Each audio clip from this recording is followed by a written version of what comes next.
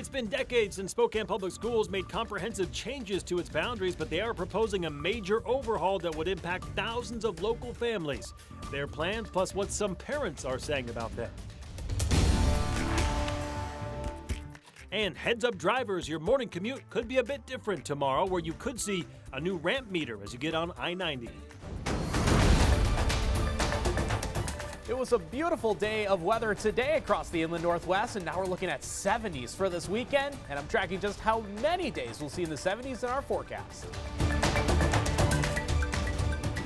Good evening and thank you for joining us for KREM 2 News at 11. I'm Mark Hanrahan. Regina is off tonight.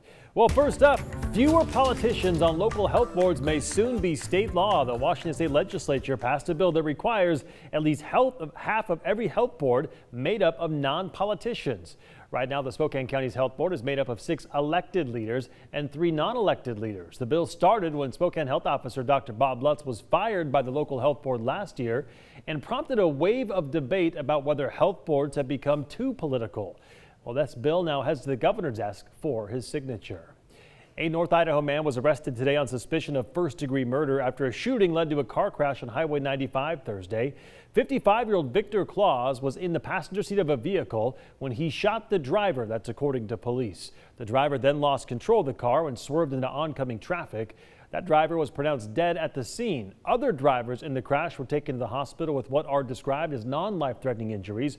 Claus currently in the Kootenai County Jail. His bond was set at $1 million and no future court date has yet been set in that case. We want to give you an update now on a story we first brought you yesterday. A man has been arrested for first-degree domestic violence assault after he stabbed his brother who pulled a gun on him yesterday. Police were called to 28th Avenue in Freya after a man called saying his brother had pulled a gun on him.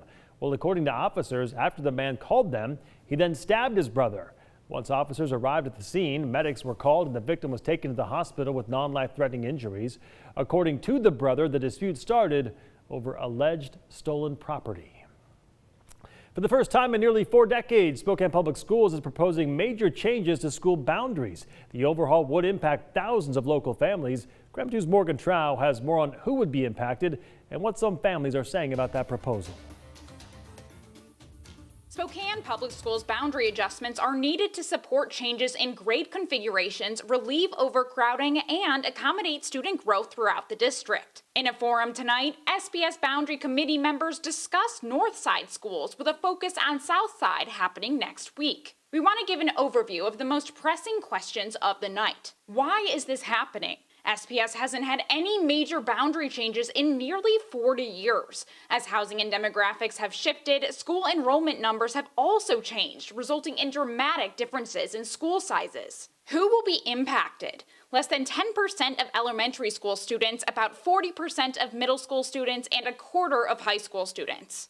The draft of the boundary maps contain changes for each of these elementary schools, in addition to all middle and high schools.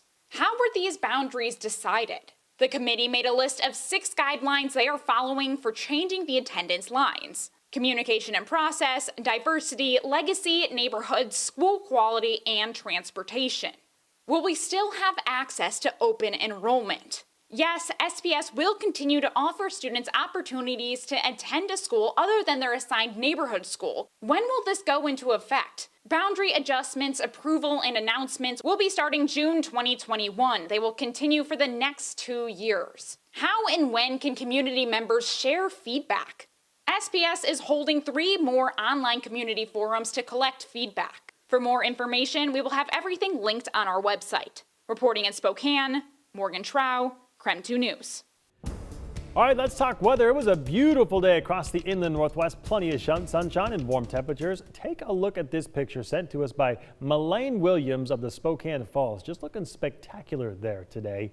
And with warmer weather, we want to see how you're out enjoying us. So just use the Near Me section of the KREM 2 app and we may feature one of your pictures right here on KREM 2 News. Good stuff right there. Let's get out to meteorologist Thomas Patrick standing by in the Outdoor Weather Center tonight. Thomas, usually when we go to you, it's like raining or snowing, but you know, we're moving on to spring and closer to summer, so it's actually pretty nice tonight. Yeah, it's not only great tonight, but it was great to be out here during the daytime when it was sunny, and I was just ready to set up the bags, you know, just get the tailgate going for the newscast. Yeah, there we go. I'm with you on that one. Yeah, just absolutely fantastic weather. It actually smells like freshly cut grass, because we did mow the lawn back here in our outdoor set. So it's getting to be that time of year. I think there's going to be some spring cleaning done for a lot of people this weekend, and temperatures will follow suit. Mid to upper 60s today. Eastern Washington, North Idaho, well into the 70s for Central Washington already. We're going to see a lot of 70s in the coming day. The only small complaint I heard whispered in my ear throughout the day today is that it was still a little bit breezy, and I was like, yeah, I can agree with that to some degree, but honestly, not too bad, especially with the temperatures and the sunshine the way it was for today. Calm and quiet weather across the Pacific Northwest. That's the way it's going to stay for tomorrow. And then again on Saturday and Sunday will be exceptional as well. I think the winds start to come back into play late in the day on Sunday, but we won't have to worry about it during the daytime hours. But a little bit of a cold front will be making its way through the region late Sunday night along with those winds. So I'll show you our rain chances not just for this week, but in the extended time frame as well, because there's not too many of them overall. Good, Thomas. We look forward to talking to you later in the broadcast. Well, heads up, drivers, a new I-90 ramp meter goes live tomorrow morning. We'll tell you where coming up after the break. Plus, later on, new court documents shedding light on the death of a North Spokane mother over the weekend. Search warrants show how she and her 5-year-old were found.